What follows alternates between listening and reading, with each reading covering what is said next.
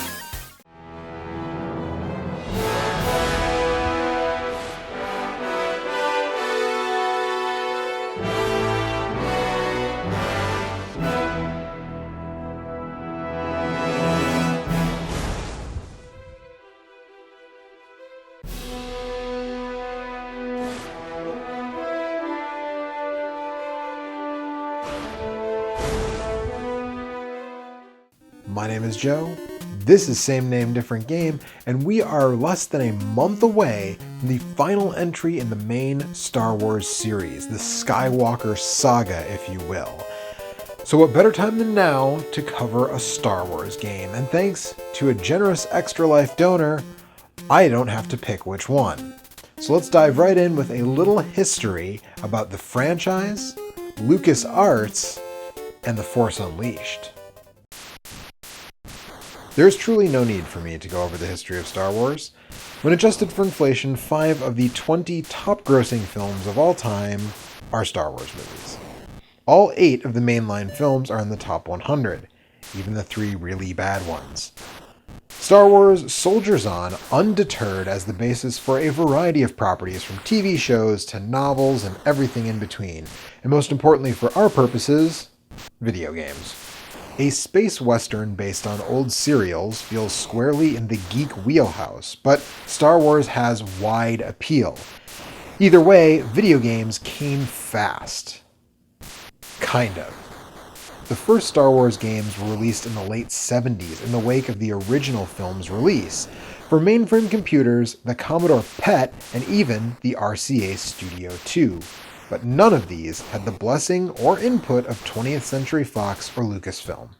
The first licensed Star Wars video game, believe it or not, didn't come until 5 years after the first film, and it wasn't even based on the original movie.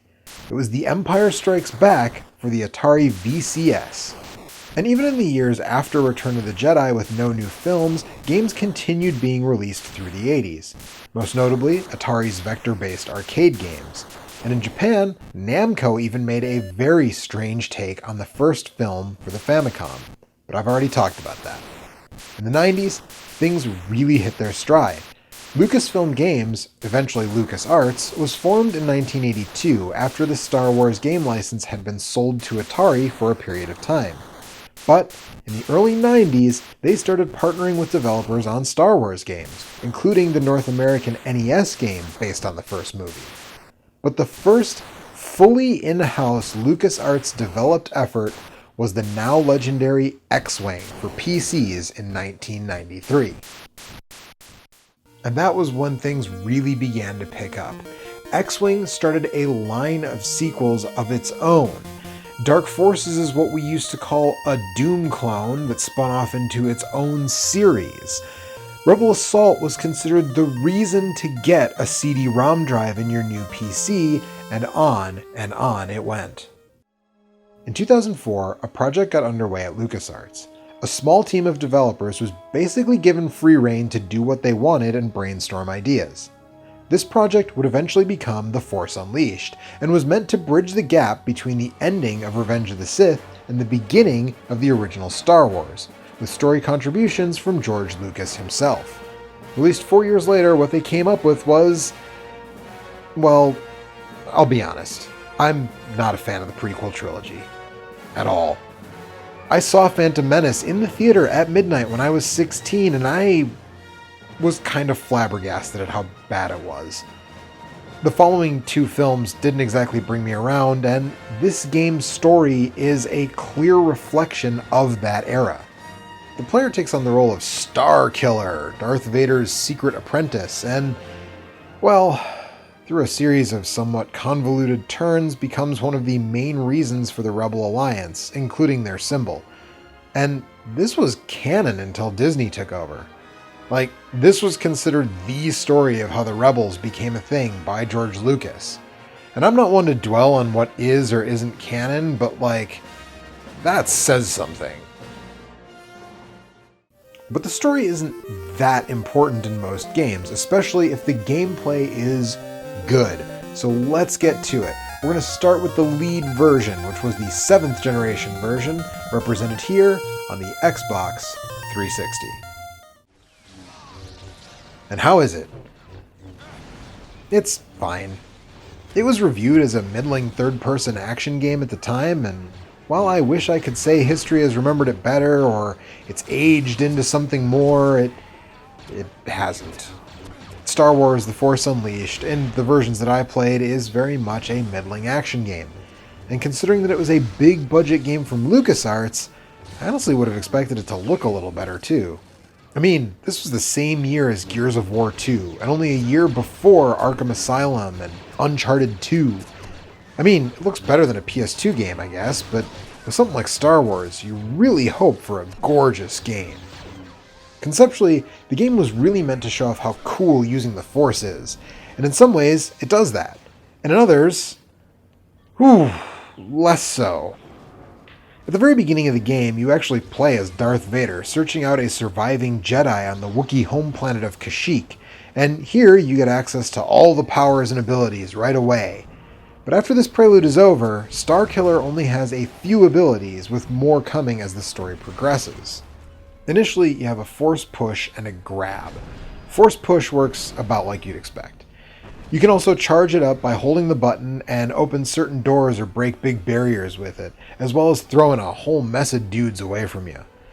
The Grab isn't quite as easy to handle. LucasArts built a custom physics engine using Havoc and some other tools, and they all kind of meshed them together and wanted to show it off, but that comes at the cost of being easy to use. You can pick stuff up and manipulate it in space, but actually throwing objects at enemies, which, seems like the main point, is pretty tough.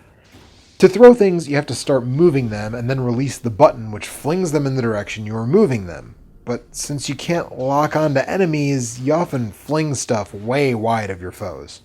The lack of lock-on in general is pretty rough on the combat.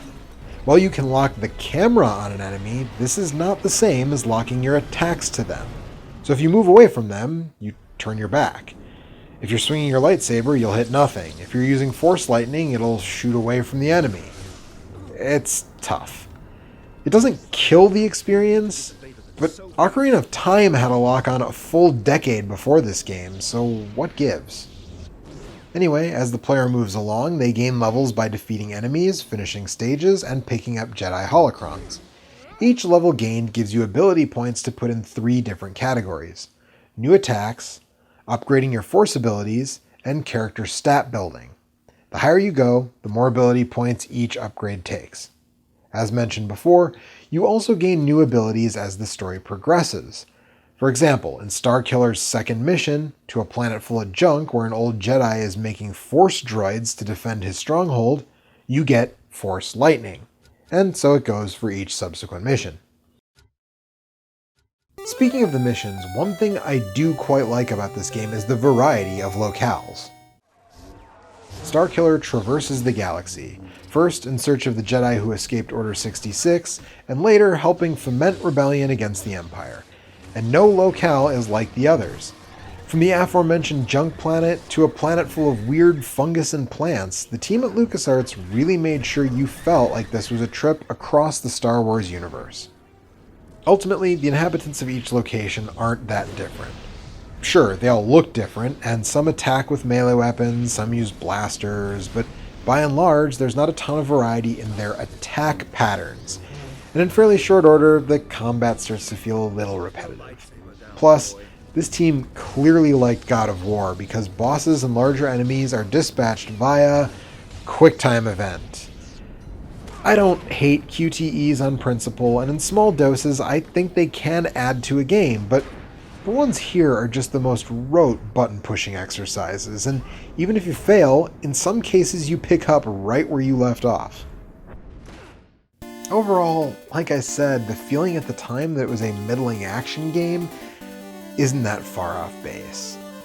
But what about the other versions? Well, the Extra Life donor who asked for this episode specifically requested that I take a look at the PS2 version. So let's talk about it. The PS2 version was developed not by LucasArts, but by Chrome Studio, and is more or less identical to the PSP and Wii versions, but interestingly, it is completely different from the 360 and PS3 versions. I honestly expected a downscaled but mostly the same version. That is not what's going on here. While yes, it does follow the same narrative, with mostly the same locations and bosses, and even what sounds like the same dialogue recordings, the stages and gameplay are quite different. Let's start with the stages. Now, I clearly can't give you every difference in an 8-ish hour action game, but I can tell you that the maps are literally completely different. Chrome went in a much more restricted direction, which makes sense given the difference in power between the 6th and 7th generations of hardware. These stages have a lot less exploring, fewer shortcuts or alternate paths to bosses, and I mean, there's not a ton of those in the 360 version, but they're non-existent here. Which, honestly, that's fine. It's leaner, but because of that, the team made it more action-focused. It's practically a beat-em-up. There aren't many use the force to manipulate an object to jump on moments here, likely because of the lack of the custom physics engine seen in the 7th gen title. This game is pretty well all combat all the time, and to shore that up, Chrome gives you almost all the Sith powers right away. While Vader's are leveled up more in that opening stage, nothing is fully held back from Starkiller. You have Force Lightning and even the lightsaber throw, which takes more than half the game to get in the 360 version. The result is a game where combat takes center stage, and using those abilities is a big part of it. And upgrading those abilities is the main point of character progression. This time there's no gaining levels, no split of the different kind of points you use to upgrade different aspects of Starkiller. You earn what is essentially XP, and any upgrade you get is purchased with that XP. It's a lot more like Devil May Cry. Kill enemies, get something like red orbs, and use them to buy upgrades. It also manages to add some things, odd as that sounds. There are now a handful of stages on Coruscant at the Jedi Temple seen in Revenge of the Sith. The temple is in a shambles and guarded by stormtroopers, but Vader orders Starkiller there to further his training, where you fight Sith ghosts, among other things. I'm told DLC for the 7th generation version added something similar, but these are weaved into the main narrative in the PS2 game. The downside is that, while it's an interesting plot device, these stages feel like padding. They're pretty short, they're not that fun, and the design is a bit uninspired. Finally, I want to talk about some issues both games have. For starters, serious camera problems. I spent a lot of time in both wrestling with the camera, and I feel like by 2008, that should have largely been sorted out. Another problem with these games is enemies who can break your combos for no reason at all. This is really bad with bosses, and you don't always get a ton of feedback about what a better strategy might be, just that hitting them with your lightsaber apparently isn't it. And it's not the worst thing in the world, but it can be frustrating. On the other side of that scale, some bosses can pretty well be dispatched by just mashing the attack button at them, which also isn't fun. And that's about it. I'm sorry, I wish I felt more strongly about these games, but honestly on both of them I'm just kinda lukewarm. Lukewarm, you get it? Because Luke is a character in Star Wars. Anyways, let's do like we always do and take a look and a listen side by side.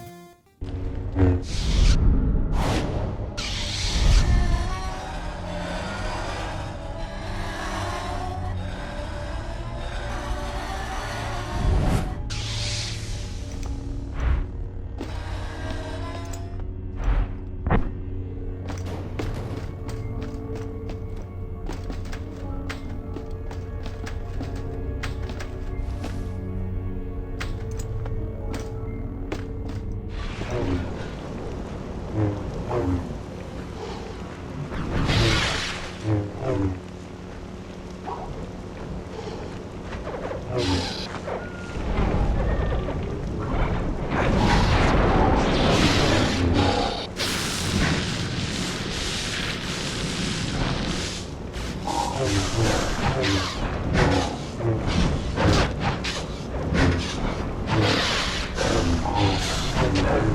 PS2 version supports progressive scan and widescreen, so it comes out looking a little better than the average PS2 game here.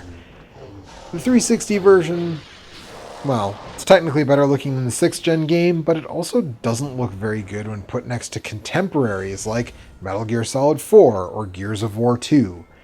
The sound, well, by this time sound wasn't limited by the hardware, so sound is what it is. The score feels like Star Wars music in both cases, using motifs from John Williams' famous work, which is great. And that makes it time to give The Edge. And weird as it sounds, the core combat of the PS2 version I did find a little more satisfying, but I think the wider variety of attacks and better stage design does give the 360 PS3 version the edge. Honestly though, I don't know. You're probably better off just skipping both of them unless you are a huge Star Wars fan. But if you are, I have good news. These games are dirt cheap. I got both of those complete earlier this year. The PS2 version was $2.50, and I think the 360 version was $4. So your curiosity won't set you back very much. And that does it. But make sure to come back next month for something unexpectedly Christmassy. See you then. Hey, this is Joe, and thank you so much for watching. If you like the show, do this stuff. Like, comment, subscribe, the bell. It really helps the channel. If you really like the show, consider supporting on Patreon. You'll get early access to new episodes, and your name here with all of these super cool people. If you want more Star Wars, my look at the 8-bit Nintendo games is on the left. And if you want to get hype for the holiday season, my video on Days Before Christmas is on the right.